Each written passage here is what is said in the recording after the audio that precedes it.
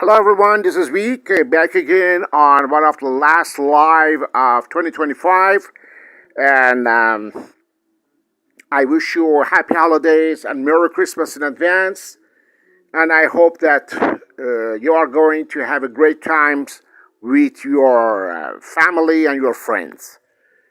First of all, I wanted to thank all my subscribers because our channel reached 9,000 subscribers, and this is a true milestone.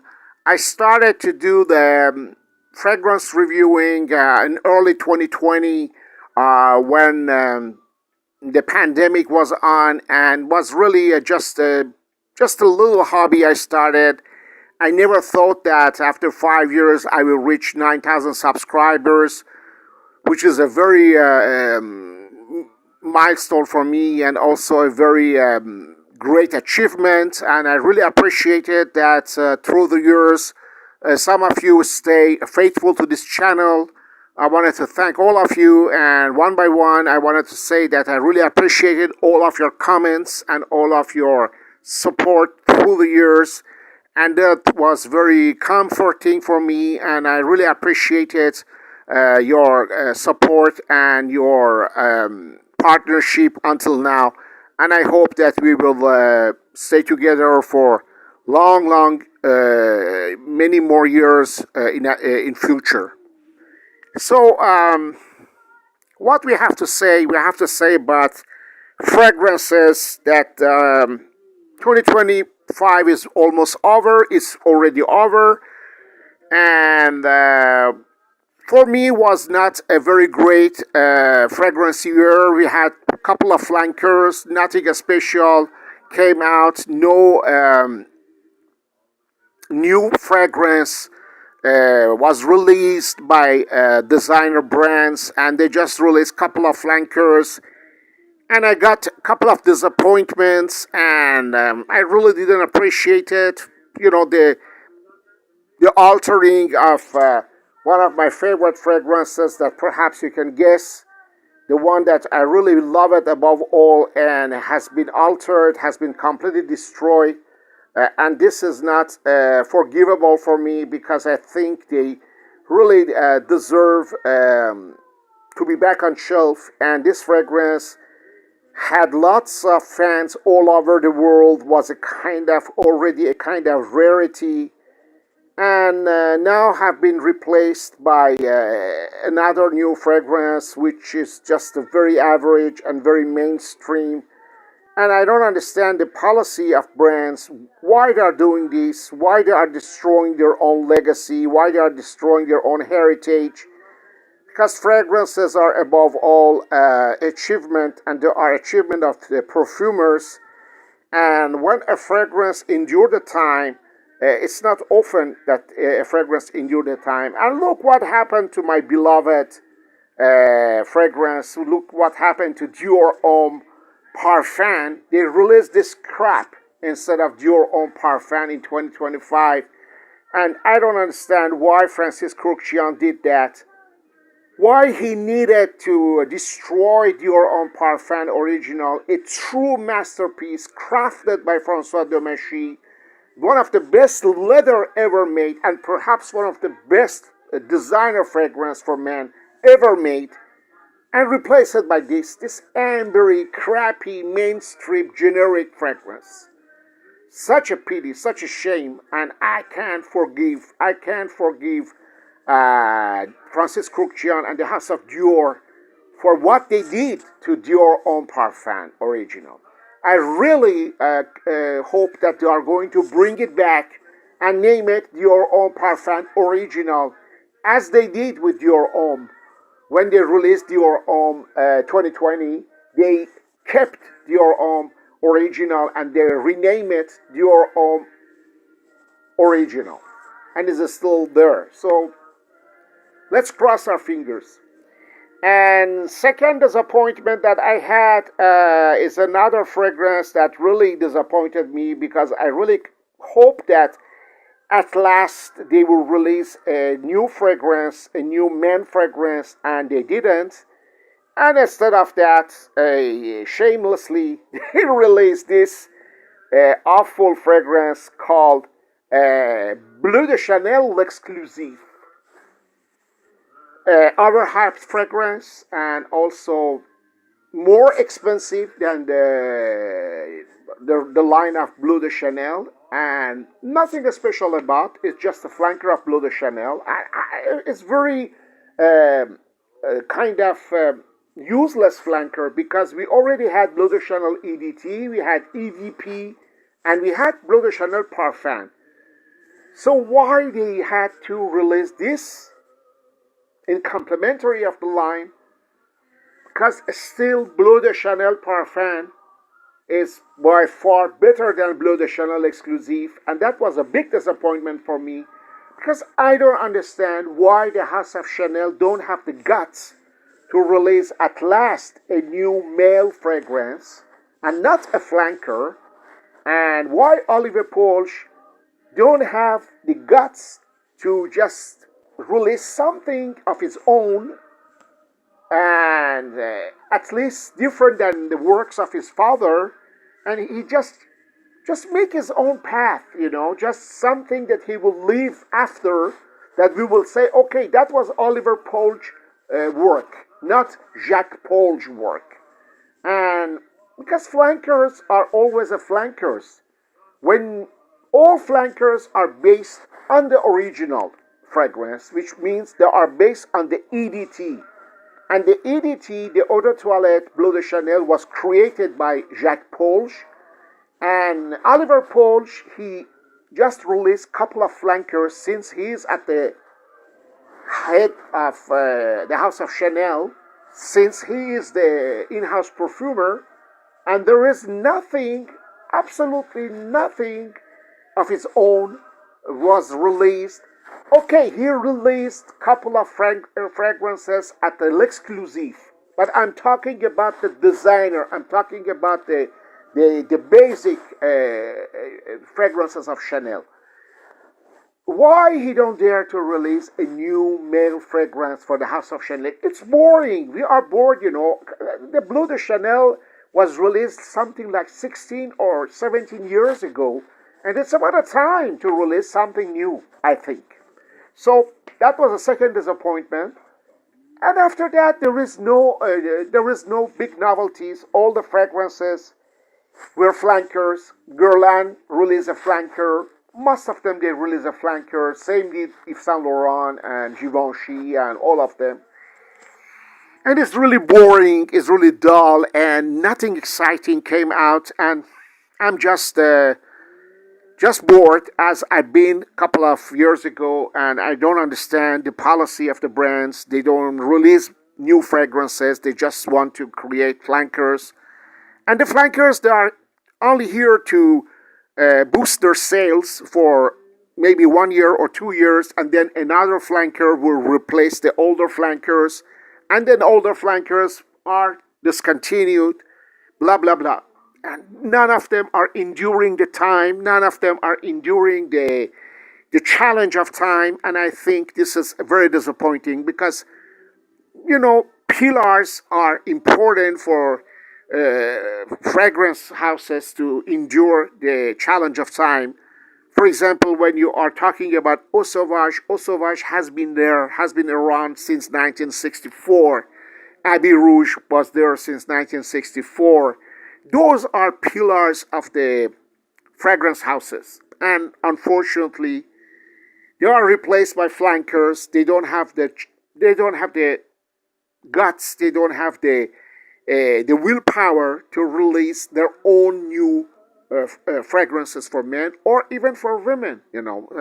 What Dior release for women? Nothing. It's still J'adore, and the new flankers of J'adore, or even is the same thing for the House of Guerlain. So I think fragrances are very mediocre. They are getting to be very expensive. The prices are soaring, and it's a crazy business. And unfortunately, it's not very enchanting to talk about fragrances nowadays. And finally, people are switching to clones, to dupes, and they are right, because they buy almost the same quality for $35, and they are very happy about it. So they don't care about it. And they're right. So I think the only dupes I bought this year was this one. I already reviewed it because I had to talk about it. Was a dupe of A-Man Pure Malt by Thierry Mugler, and I really had no other alternative because Pure Malt by Thierry Mugler has been discontinued, and I bought the only alternative left, which is Starman Nebula by the House of Fragrance World. And I'm very satisfied because it's 85 or 90% almost the same smell as Thierry Mugler Pure Malt. And thanks that this is still around because the brands they don't cherish their own fragrances and they don't care about their own fragrances. So that's why they discontinue in a very rough way, we can say. And sometimes clones are working the same as the original, or even sometimes better than the original. So this is a funny stuff that you buy dupe, that the dupe is still smells greater than the original. Okay, so that's life. So guys, I really love to know your opinion. I'm sorry when I'm broadcasting, I cannot read your comments, but you can drop a comment on the comment section. I'll be glad to read your comments and I will answer to you as I always did. I really wanted to thank all of you. I really appreciate your comments. I appreciate your support and I appreciate your partnership because this channel is also a bit yours and without you this channel never existed. And I really wanted to thank my all-time subscribers such as Vic Martino, who is a great and also one of my very good subscribers and almost a friend, great actor. Ben Champion, old-timer, also our friends that are not longer with us anymore, that unfortunately we don't have to talk about them anymore. But for example, I always remember our friend Brooklyn Fragrance Lover that unfortunately left us too early. This guy, he was a fabulous guy. And I really miss him because he was one of a kind. He was a very passionate guy. He was really talking about fragrances from his own heart and not acting. He was not a TikToker. He was not an influencer. He was a guy with passion that really wanted to share his passion with others. And I really miss that guy. Our friend in England, Rich Mitch, fantastic collection he has, and also he's a big vintage fragrance lover such as me, and he really swears only on vintage fragrances. My friend Uncommon Sense, that he's also living in Chicago and he's not lately working a lot on fragrances, but he was a cool guy and I really liked his work. Of course, the more giant step will be at the perfume guy. Fortunately, he's still around. He's a fantastic guy. And he's very partial and his opinion is very important for me. Also a guy that is a fantastic, also a really reliable guy too, Justin Kaplan. You know him as a great reviewer and his reviews are fantastic and very accurate and also very partial. I really appreciate his work, and and many other guys that I don't remember one by one, but they are still around and they are always. I'm very thankful to all of them, to my subscribers, and also to great influencers such as Lanier Smith, the gentleman of reviews. Lately, he don't release lots of content, but he did a great job over the years. And Saintland, Chris, is a fantastic guy. He's still working. He's still releasing lots of contents. As his contents are very passionate and he's very partial. very partial guy and a fantastic guy, working still on fragrances, and I hope that he will release more and more content. And really, and those guys are always on my targets. I really watch their contents. Left from the Loft, those guys are fantastic. Perciles, he's a fantastic guy from England. Fantastic channel, a lovely channel. And lots of others that I cannot name them, all of them one by one. But there are guys that I really appreciate their works, and I really watch them. And I hope that in the coming years they are going to still be around, and we will have more passionate contents to share with you. One thing I want to clear with everyone, I am a vintage fragrance lover. I always try to collect fragrances from the past. Not very easy. They are getting very expensive, so I cannot find all of them, but I always try to find. Whenever I have an opportunity, I snatch it. And other things, it's a non-sponsored channel. I buy all the fragrances by my own money. I never accept any gift, and I never accept any sample, and I never promote anything that I don't like. I only promote fragrances that I wear, I like. Otherwise, on the basket. So this, I wanted to make it clear with everyone. And I don't, it's a non-sponsored, non-monetized. I don't accept advertisement. I refuse all advertisement because hopefully I knock the wood. I'm not here to earn money, and I'm not here to make my living out of this. This is just a hobby for me, and as a hobby, I want it to be completely untied and completely free of my own speech. So that's it clear. And I hope that you guys are all doing fine. One last disappointment that I wanted to talk with you.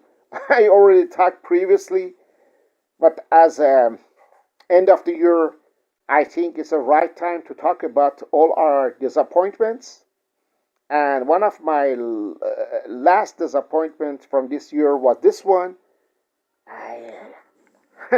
Aramis intuition. Okay, this is this is something that I cannot forgive.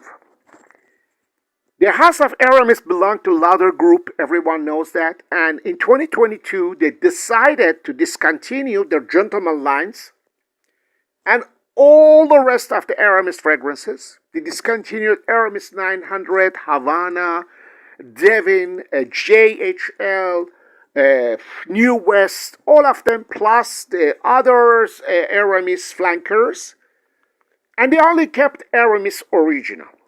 So 3 years later, they released this crap calling Aramis Intuition.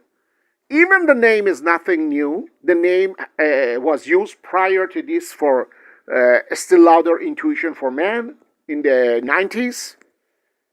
And I just want to ask them, those guys at the marketing management or at the decision makers at the House of Lauder, are they nuts? Or they think we are nuts? Why they discontinued the Gentleman line, which was a bestseller? Everybody were buying Aramis 900, Aramis GHL, Divine, also Toscani per Uomo, and they released this crap instead of them, and they believe that this is a rebirth of the House of Aramis. Guys, come on, you are having some serious issues. You really have to see a shrink. I really advise you to go and see a shrink and talk your problem with the shrink, because this is ridiculous. This fragrance is such a deja vu, such a mainstream, and such a fragrance that nobody cares about it. Who cares about Aramis Intuition? We all want back the Gentleman line from the House of Aramis. I don't want this new crap. I never bought this crap. And even if I found it at the rack stores for $5, I will not buy it. I will not buy it, okay? So I just wanted to make clear that was my last disappointment of this year. So things are clear. Guys, I don't want to keep you waiting. Care of you. Happy holidays, Merry Christmas, and God bless your home. Cheers. Bye-bye.